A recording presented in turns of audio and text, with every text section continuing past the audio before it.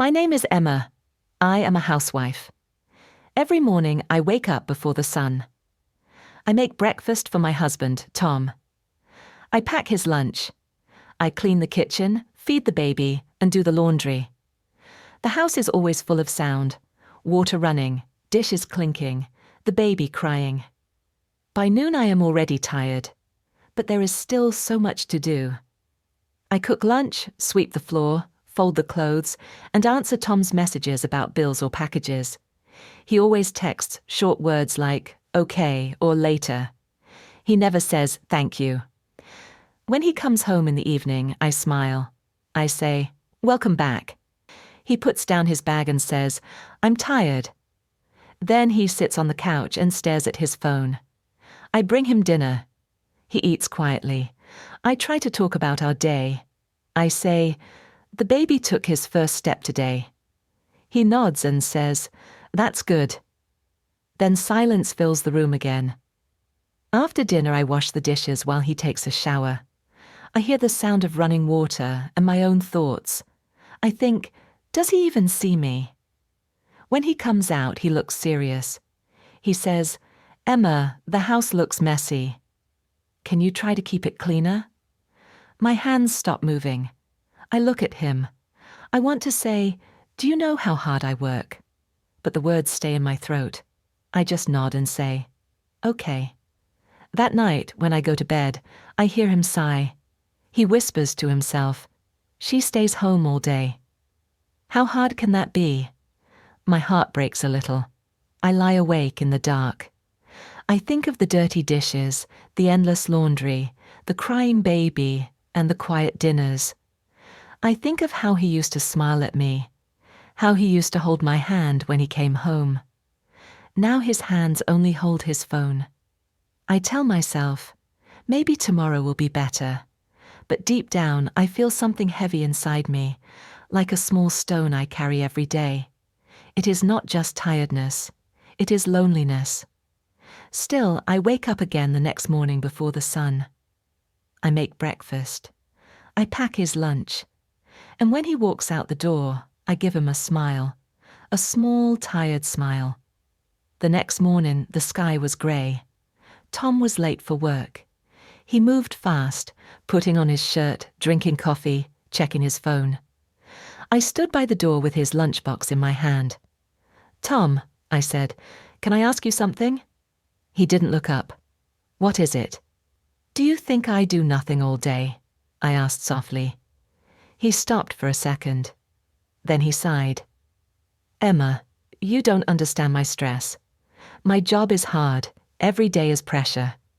His voice was calm, but it felt cold.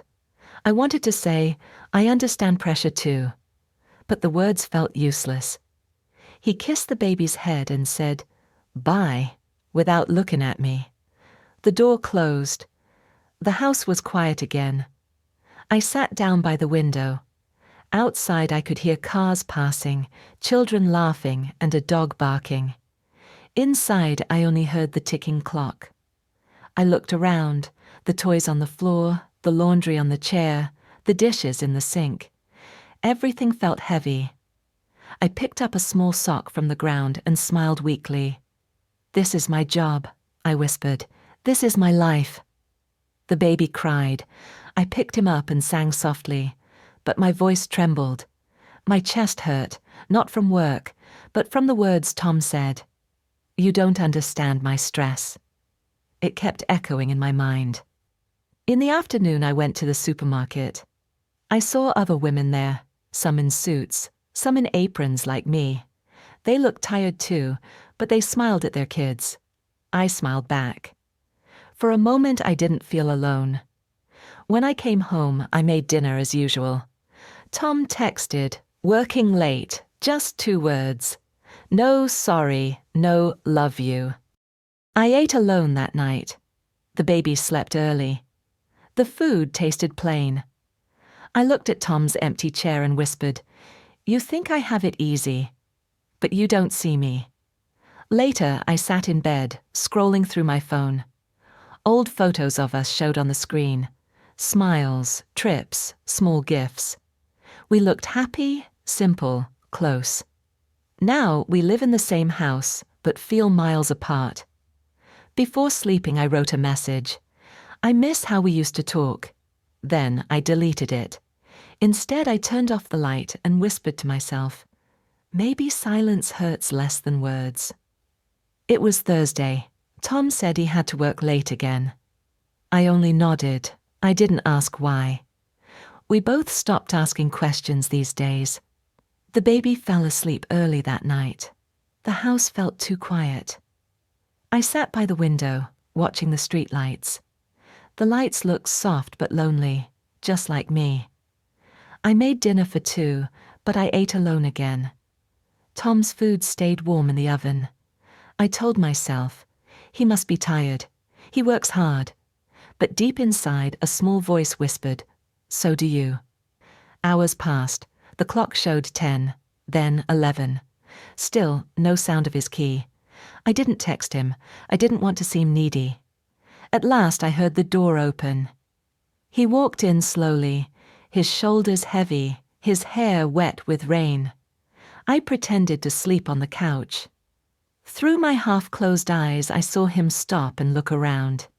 He saw the dinner waiting. He opened the oven and took out the food. He sat down and ate quietly, spoon by spoon. The room was so silent that I could hear him breathe.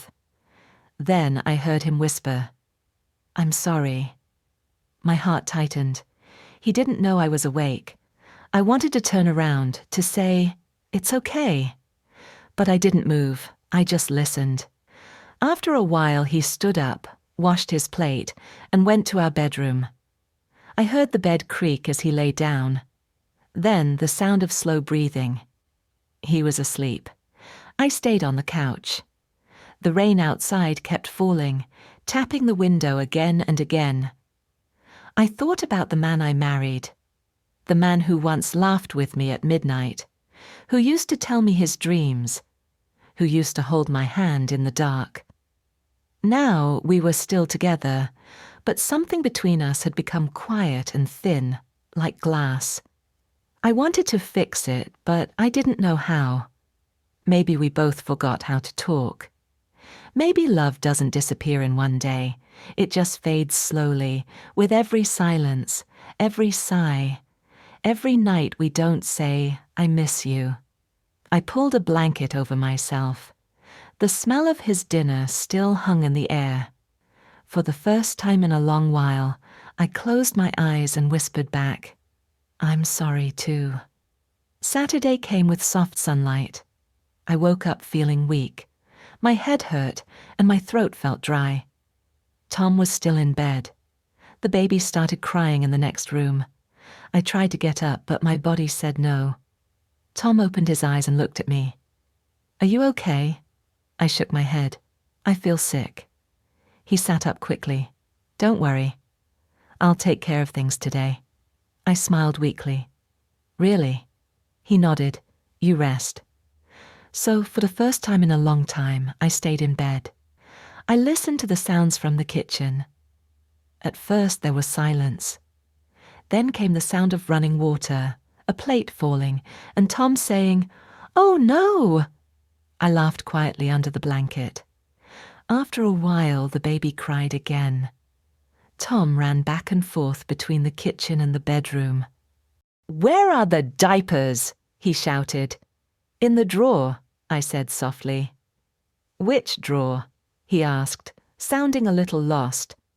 I could almost see him standing there, holding the baby with one arm and searching with the other.